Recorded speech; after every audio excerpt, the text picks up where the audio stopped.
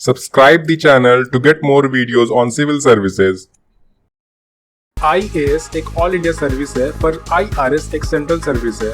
अगर आप यूपीएससी की तैयारी कर रहे हैं तो आपको ऑल इंडिया सर्विसेज और सेंट्रल सर्विसेज के बीच अंतर तो मालूम ही होगा, पर अगर नहीं मालूम तो इस वीडियो को पूरा जरूर देखें। इस वीडियो में हम लोग बात करेंगे कि all India services, central services और स्टेट सर्विसेज में क्या अंतर है। तो ये वीडियो बहुत दिलचस्प होने वाली है और as a civil servant I think मैं इस टॉपिक को ज्यादा अच्छे से समझा पाऊंगा। So let's begin. Central services. Britishers ने 1919 में गवर्नमेंट सर्विसेज को दो भाग में बांट दिया था, जैसे ऑल इंडिया सर्विसेज और सेंट्रल सर्विसेज। और सेंट्रल सर्विसेज को 4 ग्रुप में क्लासिफाई किया गया है: group A, group B, group C और group D services. For example, group A services में central secretariat service, Indian foreign service, Indian postal service, Indian revenue service, Indian audit and account service जैसे almost 60 services है। और group B services में armed forces headquarter service, central excise service जैसे services आते हैं। Central services की group A और group B services के मेंबर्स की रिक्रूटमेंट सेंट्रल गवर्नमेंट के द्वारा यूपीएससी के थ्रू की जाती है। गवर्नमेंट ऑफ इंडिया के पास सेंट्रल सर्विसेज के मेंबर्स को अपॉइंट करने के साथ साथ उन्हें डिसमिस और रिमूव करने की पावर भी होती है। और यहाँ रिमूव करने का मतलब है मेंबर्स को हमेशा के लिए सर्विस से निकाल देना। सेंट्रल सर्विसेज के मेंबर्स को अपॉइंट तो सेंट्रल गवर्नमेंट करती है, पर सेंट्रल गवर्नमेंट इन्हें सर्व करने के लिए डिफरेंट स्टेट्स में भेज देती है। और ये काम भले ही स्टेट में रहकर करते हैं, पर ये सिर्फ सेंट्रल गवर्नमेंट के लिए ही काम करते हैं। फॉर एग्जांपल, IRS ऑफिसर्स की पोस्टिंग भले ही मुंबई, कोलकाता, हैदराबाद जैसे शहरों में होती है, पर ये काम सिर्फ मिनिस्ट्री ऑफ फाइनेंस के लिए ही करते हैं।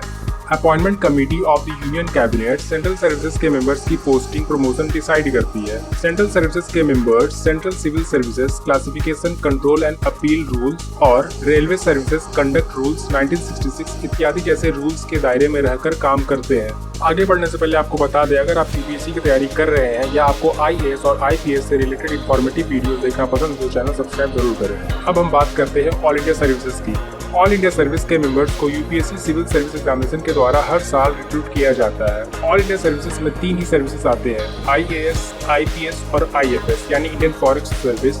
इस सर्विस की एक यूनिक फीचर ये है कि इनके मेंबर्स को रिक्रूट और ट्रेन तो सेंट्रल गवर्नमेंट करती है, पर ये स्टेट गवर्नमेंट के अंडर काम करते हैं। पर स्टेट गवर्नमेंट इन्हें रिमूव नहीं कर सकती, यानी स्टेट गवर्नमेंट इन्हें सिर्फ कुछ समय के लिए ही सर्विस से सस्पेंड कर सकती है, जबकि इन्हें सिर्फ सेंट्रल गवर्नमेंट ही रिमूव कर सकती है, जो कि इतना आसान नहीं होता। हर ऑल इंडिया सर्विसेज के मेंबर्स को अलग अलग कार्डर दिया जाता है, जहां वो लाइफ टाइम सर्व करते हैं, पर डेपुटेशन में उन्हें दूसरे कार्डर या सेंट्रल गवर्नमेंट को सर्व करने भेजा जा सकता है। और अगर आपको कार्डर एलोकेशन के बारे में जानना है तो ये वीडियो जरूर देखिए, इसका लिंक डिस्क्रिप्शन में दिया हुआ है।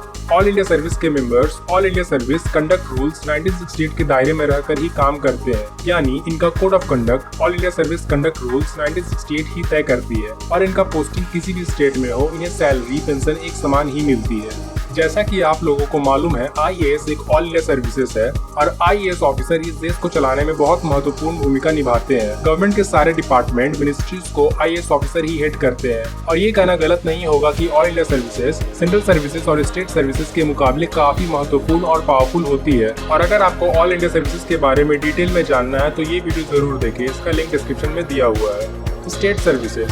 स्टेट सर्विसेज के मेंबर्स की recruitment state public service commission के द्वारा की जाती है और इन्हें डिसमिस या रिमूव करना पूरी तरह स्टेट गवर्नमेंट के हाथ में होता है। स्टेट सर्विसेज के मेंबर्स स्टेट में लोअर पोजीशन में सर्व करते हैं और ऑल इंडिया सर्विसेज के मेंबर्स के नीचे काम करते हैं। सेंट्रल सर्विसेज की तरह ही स्टेट सर्विसेज को भी 4 ग्रुप में क्लासिफाई किया गया है, यानी group A, group B, group C और ग्रुप डी। और block development officer, Andhra Pradesh police service, Jharkhand civil services इत्यादि स्टेट सर्विसेज के एग्जाम्पल ही है। पर ऐसा नहीं है कि स्टेट सर्विसेज के मेंबर्स रिटायरमेंट तक स्टेट सर्विसेज के मेंबर्स ही रहते हैं। मतलब कुछ PCS ऑफिसर्स के 20-22 साल की सर्विस के बाद उनका यूपीएससी द्वारा इंटरव्यू लिया जाता है और उसके बाद उन्हें IAS यानी ऑल इंडिया सर्विस में प्रमोट कर दिया जाता है। उम्मीद करता हूँ आपको all India services, central services और स्टेट सर्विसेज के बीच अंतर समझ में आ गया होगा। और अगर आपको वीडियो पसंद आया तो वीडियो लाइक करें और चैनल सब्सक्राइब जरूर करें।